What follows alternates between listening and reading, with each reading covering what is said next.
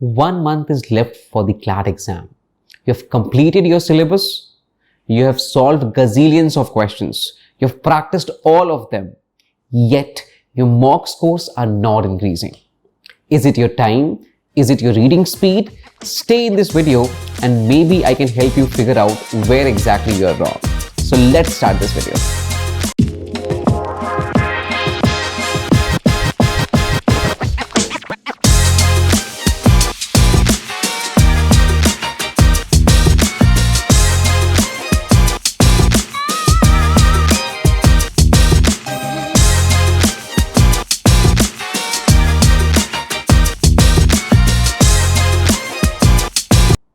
Hi everyone, this is Vivek, co-founder of Legalight, and in this video we are going to talk about what possibly could be the reason why your mock scores are not increasing.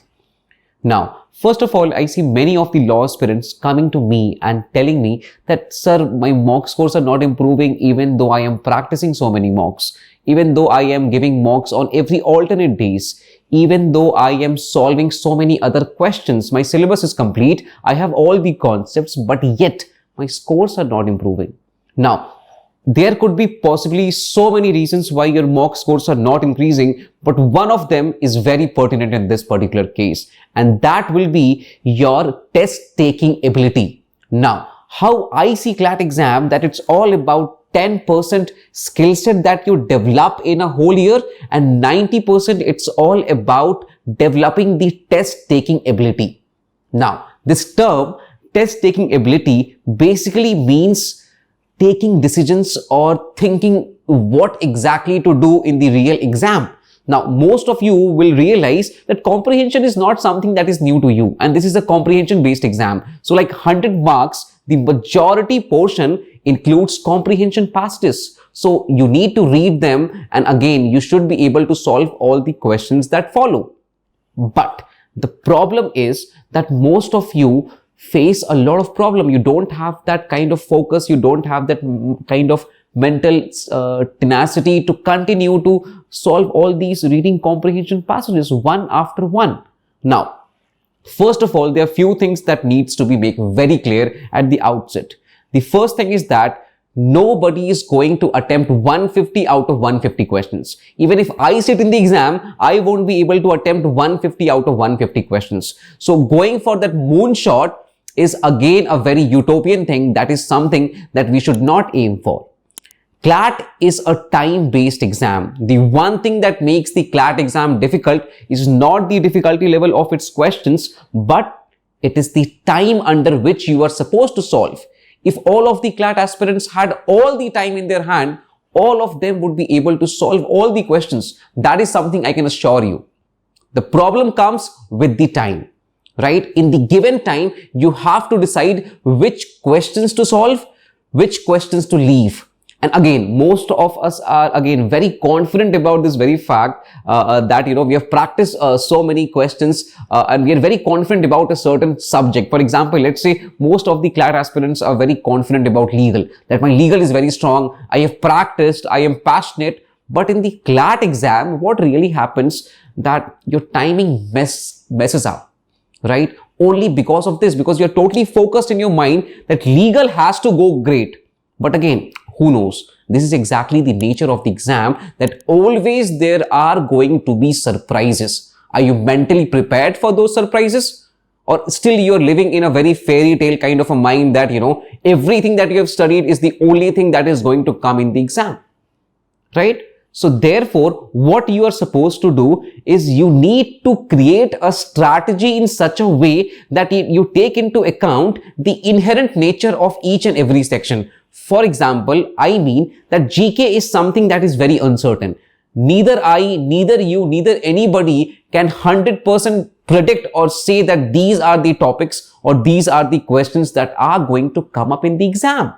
Now, with that in mind, I believe that a score of 20 to 23 or 25 is a very good score in GK. But even if something goes wrong, you need to appreciate that. You need to have that in your mind already, that there is a possibility that something might go wrong with this particular section. With other sections, for example, English, legal and logical, these three sections are those sections where you could maximize your marks. These sections are very certain, but still there could be surprises. For example, last year we had like 4 passages in in legal section based on contract law. On the other hand, you might have heard many spokespersons from CLAT consortium speak about the very fact that they're not going to test your legal knowledge. But on the other hand, you have seen that there are surprises. Now, CLAT has a long history that I don't need to tell all of you, that every single year there is always something inconsistent with what they actually say and what they actually do in the CLAT exam. Now, keeping all these factors, if I have to sum up all these factors, what I really want is that all of you need to be prepared for all these surprises, right? And that is also a very important part of your preparation. Preparation is not just about completing your syllabus or all the concepts or knowing how the correct answer looks like or how the incorrect answer choices look like. That is just one thing. That is just 10 to 15%. 85 to 90% of how you are going to ace this exam depends upon the decision that you are going to take on the D-Day. So every single time that you sit in the mock, it has to be very clear that what you are going to decide and how you are going to decide. Are you going to leave individual questions? Are you going to leave individual passages? Passages from which section? What exactly is your risk-taking ability after you have solved GK? Now, once you have completed GK, you know that how much risk can you afford to take in the rest of the paper. Depending upon that, every single mind, I believe for every CLAT aspirant, at any point in that 2 hours, all you have to do is to think only one thing. No matter how messed up something is, no matter how fucked up something gets, all you have to remind yourself at every moment that how could I maximize the number of correct attempts in the exam at whatever time that you are situated in. It's 1 hour 10 minutes or it's like 1 hour 45 minutes, all you have to do that. Secondly, we have also experienced from our school days that in the first 1 hour, we are less efficient as compared to the next 1 hour. Now, given that experience in our mind, depending upon individual cases, what we can do, we can learn and we can try to solve certain sections first where we face a lot of problem consistently. That is something you have learned from the mock tests that you have been giving to practice for the CLAT exam.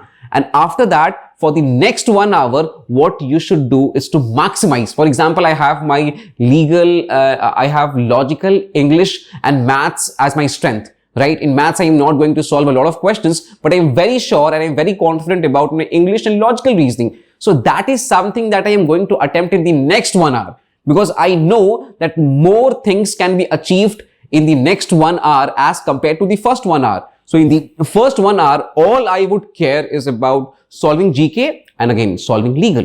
Now, these are some of the things that I want to share with all of you. Keep following this video, and if you think that my videos could possibly add value to your preparation, do subscribe the channel and share the video and give a thumbs up. Thank you so much. Bye-bye. Take care.